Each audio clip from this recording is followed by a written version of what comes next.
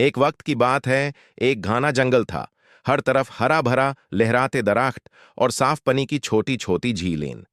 इस जंगल में दो अजीम दोस्त रहते थे। एक था शेरू, एक तेज, होशियार और नारमदील मालेकट। दूसरा था मोरान, एक शानदार, रक्स करने वाला, रंगों से भरा हुआ मूर। दोनों का रिश्ता सिर्फ दोस्ती का नहीं था, वो एक दूसरे की जान थे। शेरू जमीन पर दौड़ता था, मोरान आसमान के नीचे पंख फैलाता था। जब भी मोरान नाचता, शेरू तालियां बजाता, और जब शेरू किसी मुश्किल में होता, मोरन उदाकर उसके पास आ जाता। एक दिन एक शिकारी ने जंगल में कदम रखा। उसने सुना था, इस जंगल में एक रारे कबूतर रहता है, अगर पकड़ लूं शहर ले जाकर पैसा कमाऊंगा। लेकिन जब उसकी नजर मोरान पर पड़ी, उसके चमकदर पंखों, नाच और आवाज पर, उसने सोचा, यह तो शहर के सर्कस में दिखाने लायक है। अगर इस मोर को ले जाऊं तो दुनिया दौलत मिल जाए। शिकारी ने मोरान के लिए एक महका दाना बिछाया और आसपास एक जाल लगाया।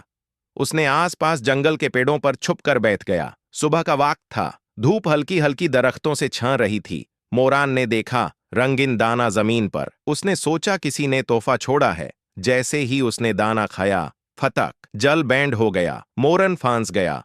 उसकी चीख निकली, शेरू। शेरू ने दूर से आवाज सुनी और बिना सोचे दौड़ गया। उसने मोरान को जाल में देखा और उसका दिल टूट गया। आंखों में आंसू, मगर चेहरे पर इरादा था। मैं तुझे बचा कर रहूंगा, दोस्ती का फर्ज निभाऊंगा। उसने जंगल के दोस्त इकट्ठा किए। भलू दादू, जिसके एक थप्पड़ में पेड़ हिल जाता था। तोतली तोता, जो चीख चीख कर सबका ध्यान हटा सकता था।